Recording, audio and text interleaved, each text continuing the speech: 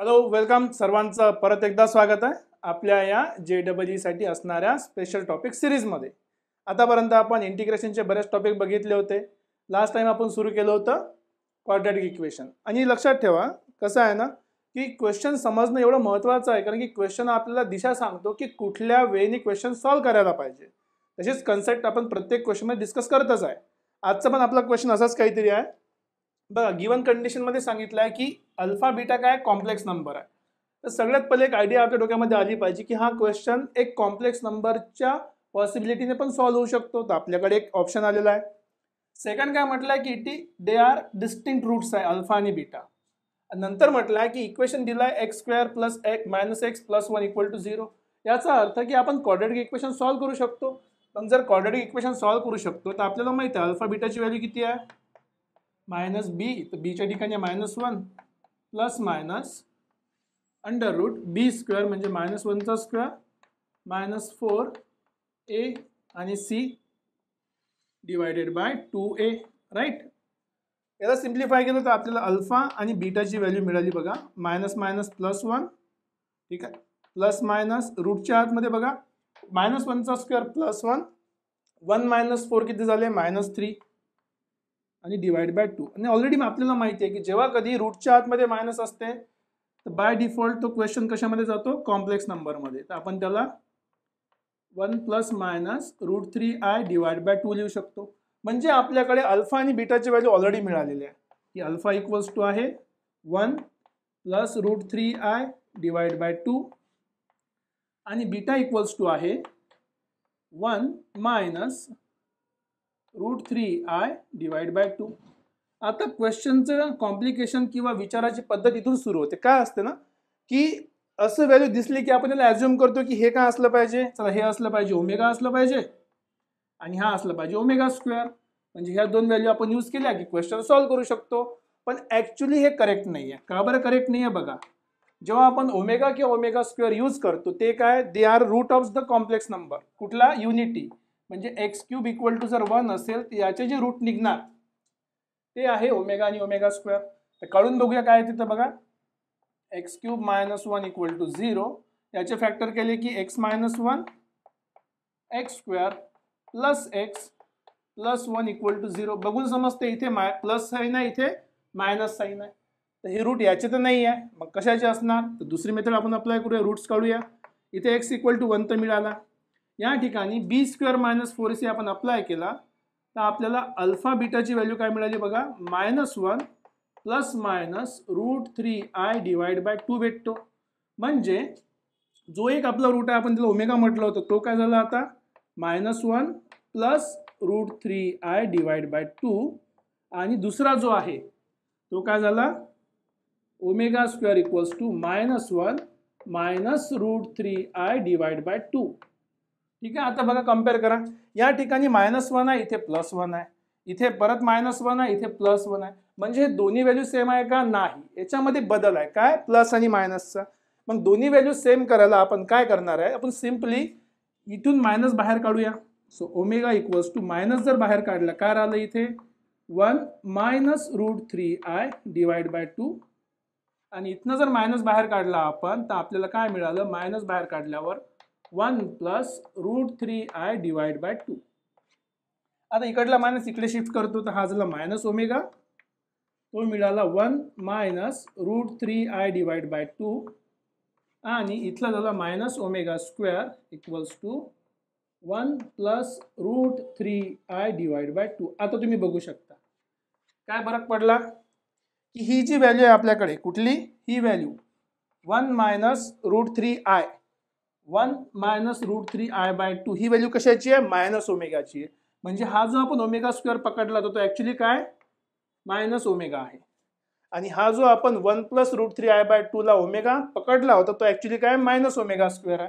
आता यामुळे काय झालं आपल्या रूटच्या साइन बदलल्या तर आपला फायनल आन्सर पण काय होणार आहे बदलणार आहे। का बरं, कारण की बघा याचा आन्सर जे काही एक प्लस राहील किंवा मायनस राहील साइन बदलेल म्हणजे 1 किंवा -1 राहू शकते।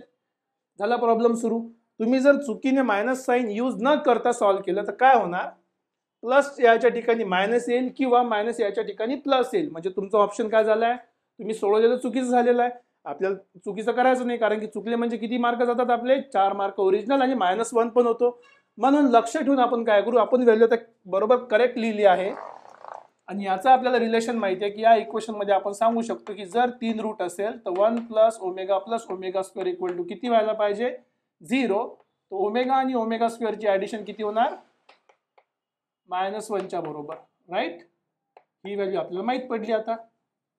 आता आपल्याकडे व्हॅल्यूज माहिती आहे. आता आपण रूटची व्हॅल्यू काढूया. कशाची व्हॅल्यू आहे ही alpha to the power 101. So alpha to the power 101 equals to हा झाला -ओमेगा स्क्वेअरचा पॉवर 101. सेम लॉजिकली बीटाचा पॉवर जो 107 आहे तो काय झाला -ओमेगाचा पॉवर 107. आता बघा, जर हे पॉवर इवन असते, जर सपोज हे पॉवर इवन असते तर काही टेन्शन नसतं, कारण की मायनसचा इवन पॉवर काय असते हमेशा प्लस असते. पण आपल्याकडे मायनसचा पॉवर जो आहे तो ऑड आहे, म्हणजे मायनस बाहेर काढू शकतो. मग इथनं जर का मी मायनस बाहेर काढला तर काय मला मिळालं -ओमेगा स्क्वेअर आणि याचा पॉवर 101 आणि हा झाला ओमेगाचा पॉवर 107. एक कंडिशन आपल्याला आणखी माहिती आहे की तुम्ही रूट्स ऑफ युनिटीचा क्यूब करा, म्हणजे पॉवर 3 घ्या तर आन्सर किती येते 1 येते. मग याला जर मी 3च्या पॉवरमध्ये लिहितो म्हटलं तर काय होणार, तो हा मायनस बाहेर ठेवतो. याला जर मला 3च्या पॉवरमध्ये लिहायचं असेल तर हा 101 म्हणजे काय 99 + 2. 101 झाला, 99 काय 33चा पॉवर आहे. So 33 3 times, right. So omega square याचा क्यूब आणि मग त्याचा पॉवर समजा मी 33 केला तर बघा 33 3 99, आणखी 2 पाहिजे. So omega square, right. Same logic इथे अप्लाय करतो. 107 तर माहित नाही पण 105 आपल्याला माहिती आहे. 105 काय ओमेगा क्यूबचा पॉवर 35 आय थिंक, राईट. आणि सोबत काय आलं आणखी एक्स्ट्रा, सोबत आपल्याकडे आणखी आलेला आहे 105 झाले, 2 बाकी आहे तर ओमेगा स्क्वेअर बाकी आहे, राईट. ओके. आता बघा हा ओमेगा स्क्वेअर आहे ना, ओमेगा स्क्वेअरचा square, right. Okay, no problem. तर बघा अल्फाचा पॉवर 101 काढतो म्हटलं तर हा मायनस साईन तशीच आहे. ही व्हॅल्यू झाली 1चा कुठलाही पॉवर घ्या आन्सर 1च राहणार आहे. सोबत हा ओमेगाचा पॉवर 4 म्हणजे किती झाला -ओमेगा. हे मायनस इथेच आहे, ओमेगाचा पॉवर 4 म्हणजे ओमेगा. आणि सेम लॉजिक मध्ये हा झाला 1 आणि इथे ओमेगा स्क्वेअर तर हा झाला -ओमेगा स्क्वेअर. म्हणजे आपल्याकडे जी व्हॅल्यू मिळाली अल्फाचा पॉवर 101 आणि बीटाचा पॉवर 107 ते किती आहे, या ठिकाणी मिळालं -ओमेगा, या ठिकाणी मिळालं आपल्याला -ओमेगा स्क्वेअर. आता तर आपल्यासमोर ऑप्शन एकदम सोपा आहे, डोळ्यासमोर दोघांची ॲडिशन करायची आहे. सो ॲडिशन करूया चला. सो अल्फाचा पॉवर 101 प्लस बीटाचा पॉवर 107 इज इक्वल्स टू -ओमेगा स्क्वेअर -ओमेगा आणि -ओमेगा स्क्वेअर. सिम्पली मायनस बाहेर काढा, मायनस बाहेर काढला तर ओमेगा + ओमेगा स्क्वेअर भेटला आणि ओमेगा + ओमेगा स्क्वेअर किती आहे -1 आहे. सो बेसिकली मायनस बाहेर काढला, इथे -1 भेटला, मायनस इंटू मायनस किती झाला +1. तर हे आपलं करेक्ट आन्सर आहे. सो करेक्ट ऑप्शन काय option number C +1 is the right answer. बघा एका छोट्याशा मायनसने किती चुकी होऊ शकते. तुम्ही जर इथे मायनस नाही घेतलं असतं तर दोघांचं आन्सर किती आलं असतं -1 आलं असतं, पण ॲक्च्युअल आन्सर किती आहे +1 आहे. तर मायनस साईन इम्पॉर्टंट आहे. तुम्हाला हे पण ओळखायचं आहे की ओमेगा आणि ओमेगा स्क्वेअरची व्हॅल्यू काय आहे, इथून भेटते ते, ठीक आहे. तर मायनस पाहिजे, -1 समोर असेल तर तो ओमेगा आणि ओमेगा स्क्वेअर असतो, नसतं तर क्यूब रूट ऑफ -1 झालं असतं ॲक्च्युअली. म्हणजे इक्वेशन आपलं असं राहिलं असतं की x³ इक्वल्स टू -1. या केससाठी ते सोल्युशन आहे. त्याचे रूट्स ओमेगा आणि ओमेगा स्क्वेअरने राहत, त्याला मायनसने मल्टिप्लाय केलं तर त्याचा रूट -ओमेगा स्क्वेअर आणि -ओमेगा असतो, राईट. तर अशा प्रकारे आपण क्वाड्रॅटिक्सचा यूज करून हे क्वेश्चन सॉल्व्ह केलेला आहे, ज्याच्यामध्ये आपण त्याची पॉवर काढली आणि ते कॉम्प्लेक्सने सॉल्व्ह होणार आहे. दुसरी हिंट कुठे भेटते आपल्याला, तुम्ही जर समोर इक्वेशनमध्ये बघितलं तर आपल्याला इथे अल्फाचा पॉवर 101 आणि बीटाचा पॉवर 107 दिसला. आता कोणी असं विचार करू शकते की पॉवर आहे बऱ्याच काही, तर आपण न्यूटनचा लॉ यूज करू शकतो. न्यूटनचा रूल यूज करायसाठी 2 गोष्टी महत्त्वाच्या. पहिली गोष्ट की अल्फा आणि बीटाचा पॉसिबली पॉवर काय असला पाहिजे सेम असला पाहिजे, तेव्हा आपण ते अटेम्प्ट करू शकतो. आणि डिवाइडमध्ये याच्या मधला पॉवर पाहिजे, ठीक आहे. दोघांचा पॉवर सेम आणि डिवाइडमध्ये याच्या मधला पॉवर, पण याच्यामध्ये गॅप कितीची आहे 6ची गॅप आहे, जे की पॉसिबल नाही आहे. सेकंड, जर पॉवरची गॅप जरी ठेवायची असेल तर मॅक्सिमम पॉवरची गॅप आपण या डिग्रीच्या हायेस्ट पॉवरच्या डिफरन्समध्ये ठेवू शकतो. म्हणजे मॅक्सिमम जो डिफरन्स पाहिजे असता पॉवरमध्ये तो पण कितीचा पाहिजे होता, 2चा पाहिजे होता. हे बेसिक लॉजिक जर आपण लक्षात ठेवलं तर आपण एक की कॉम्प्लेक्स नंबरनी सॉल्व्ह करायचा आहे राईट, आणि सेकंड पार्ट न्यूटननी सॉल्व्ह करता येत नाही, त्याचे रूट्स काढून आपण सॉल्व्ह करू शकतो. रूट्स काढल्यावर सगळ्यात पहिलं काम आपलं व्हेरीफाय करायचं की हे ओमेगा आणि ओमेगा स्क्वेअर आहे की नाही.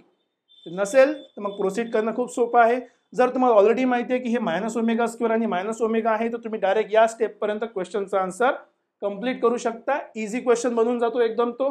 पण कन्सेप्ट विसरायचा नाही, त्याची हिंट आपल्याला सुरुवातीच्या 3 लाईनमध्ये भेटून जाते. राईट, सिंपलचा क्वेश्चन आहे. कन्सेप्ट समजले असतील तर लाईक, शेअर आणि सबस्क्राईब करत चला. आणखी असे व्हिडिओ पाहायचे असेल कन्सेप्ट सोबत, ट्रिक्स सोबत, खास कर क्वेश्चन समजून अटेम्प्ट कसं करायचं तर आपली प्लेलिस्ट चेक करा. भेटूया पुढच्या क्वेश्चनमध्ये. Till then take care. Thank you very much.